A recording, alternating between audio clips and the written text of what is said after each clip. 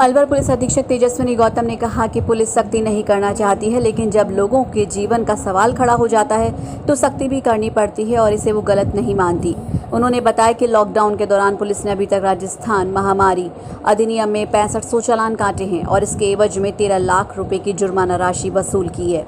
उन्होंने बताया कि बेवजह घर से निकलकर बाहर घूमने वाले लोगों के वाहन की जब्ती भी पुलिस कर रही है और अब तक 1780 वाहन जब्त कर कार्रवाई की जा चुकी है, जिसमें एमवी एक्ट की कार्रवाई भी शामिल है। इस कार्रवाई में 60 लाख का जुर्माना भी पुलिस को मिलेगा। उन्होंने कहा कि पुलिस की बेसिक भूमिका यही है कि वो अपनी और लोगों की ज़िंदगी की रक्षा करे, इसलिए इस दृष्टि से जो कार्रवाई पुलिस कर रही है वो सही है। देखिए, टोटल अभी तक कोरोना टाइम में, लॉकडाउन के टाइम पे हमने जो पूरे अलवर ज़िले ने, अलवर पुलिस ने जो कार्रवाई की है वो लगभग 6500 तो राजस्थान महामारी अधिनियम 2020 के अंतर्गत कार्रवाई किए गए हैं, जिसमें लगभग 13 लाख रुपए का जुर्माना वसूल किया गया है। और साथ ही इसके अलावा जो बेरोक टोक और बिना किसी काम के जो लोग बाहर निकल रहे हैं, उनकी गाड़ियों को जब्त करना और एमवी एक्ट में जो चालान हम लोगों ने किए हैं उसमें लगभग हमने 10,780 वाहन जो है वो जब्त कर लगभग 60 लाख का जुर्माना जो है वो हमने एमवी एक्ट में जब्त किया। अलवर पुलिस द्वारा जुलाई माह में शुरू किए गए विशेष अभियान में पुलिस को कई बेहतरीन सफलता हाथ लगी है। एसपी तेजस्विनी गौतम ने बताया कि इस अभियान के दौरान 14 कुख्यात इनामी बदमाश पकड़े गए हैं, जबकि जिले में 80 आर्म्स एक्ट की कार्रवाई भी अब तक की गई है। इस कार्रवाई में बड़ी सफलता ये रही कि अवैध हथियारों के 2 अंतर्राज्यीय तस्कर भी पुलिस के हाथ लगे हैं। इनमें से 1 से 10 अवैध हथियार और कारतूस बरामद किए गए, जबकि दूसरे से 11 अवैध हथियार और कारतूस बड़ौदा में और अरावली विहार पुलिस द्वारा बरामद किए गए। इसके अलावा पुलिस ने पूर्व में मालाखेड़ा में अवैध हथियार बनाने का कारखाना भी इस अभियान के तहत पकड़ा है। पुलिस आबकारी जुआ के खिलाफ भी लगातार कार्रवाई कर रही है। अब तक अलग अलग थानों में करीब 200 मुकदमे दर्ज हो चुके हैं। आगे आने वाले दिनों में भी लगातार कार्रवाई की जाएगी। एसपी ने बताया कि वांछित अपराधियों और आदतन अपराधियों की धरपकड़ के लिए भी अभियान चलाया हुआ है। एक विशेष अभियान के अंतर्गत इस बार हमने पूरे अगस्त में स्पेशल एंड लोकल एक्ट में हम लोग कार्रवाई करें। जैसा कि आप लोगों को विदित होगा कि जुलाई सिर्फ एक मंथ में हमने मतलब 7 तारीख से शुरू किया था। 7 जुलाई से हमने लगभग 14 तो इनामी पकड़े हैं और लगभग हमने 80 के आसपास आर्म्स एक्ट के केसेस किए हैं, जिसमें वेरियस हमने बड़ी कार्रवाइयाँ भी की हैं, जिसमें एक आदमी से 10 हथियार, एक आदमी से 11 हथियार बड़ौदा में और अरावली विहार थाने ने पकड़े थे, और मालाखेड़ा ने एक पूरी अवैध फैक्ट्री पकड़ी थी अवैध हथियारों की।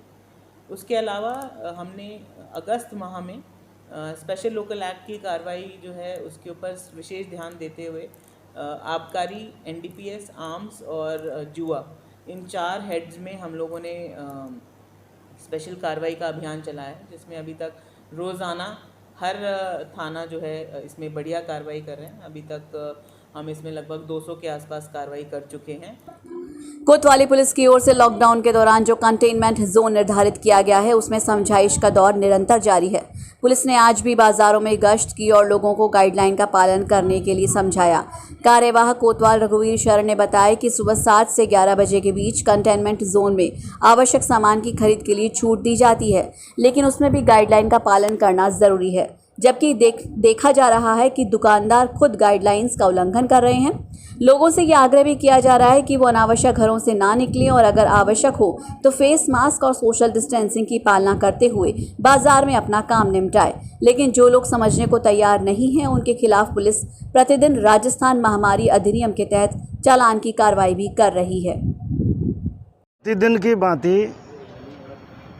कंटेनमेंट जोन में जितने भी लोग आते हैं उनको समझाइश की जाती है, अपील की जाती है, और जो भीड़ भाड़ वाले इलाके हैं उन्हें समझाइश की जाती है कि दूरी बनाकर रखें, अनावश्यक घरों से बाहर नहीं निकलें, फेस मास्क को अपने नाक और मुंह को ठीक ढंग से ढक कर के लगाएं। उसके बावजूद जिन लोगों पर इस अपील की एवं समझाइश का असर नहीं होता, उनके खिलाफ चालान की कार्रवाई की जाती है। बहरोड थाना अंतर्गत बरडौत गांव के रहने वाले एक युवक की संदिग्ध अवस्था में मौत हो गई। युवक को अचेत अवस्था में सामान्य चिकित्सालय में भर्ती कराया गया था, जहां उपचार के बाद उसे नहीं बचाया जा सका। युवक की मौत के मामले में परिवारजन भी कुछ भी नहीं बता पा रहे हैं।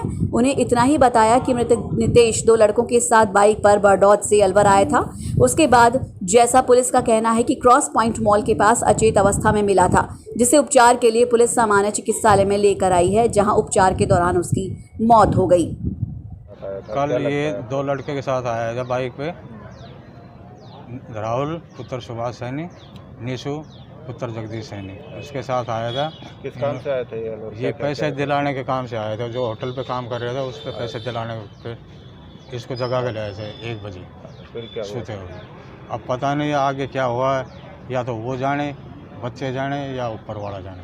क्या आपको क्या शक है कि शक तो अब वो कह रहे हैं कि भाई, बोले हम कभी तो कह रहे हैं, बोले हम दुकान पे छोड़ आया, कभी कह रहे हैं इनके जीजी के छोड़ आया, कभी कह रहे हैं हम वहाँ जेल के चौराहे छोड़ आया। आपको शक है कि इन्होंने कुछ खिला पिला दिया हो जिसके चलते?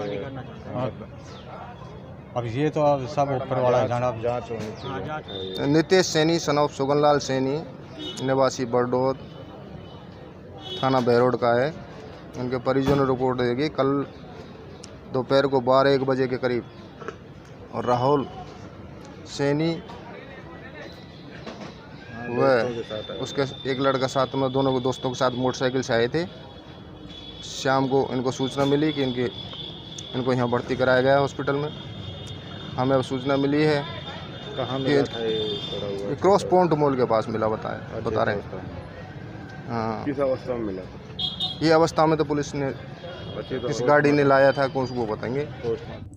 तिजारा कस्बे के पंचायत समिति सभागार में जिले की प्रभारी मंत्री ममता भूपेश और तिजारा विधायक संदीप यादव के द्वारा तिजारा के अधिकारियों के साथ वीडियो कॉन्फ्रेंसिंग आयोजित की गई, जिसमें कोविड-19 की समीक्षा बैठक भी की गई और तिजारा और भिवाड़ी में लॉकडाउन के बारे में उपखंड अधिकारी तिजारा से फीडबैक लिया, जिसमें औद्योगिक इकाइयों को चालू रखने और छोटे कारोबारियों की दुकान बंद होने से भेदभाव होने पर विधायक ने नाराजगी जताई।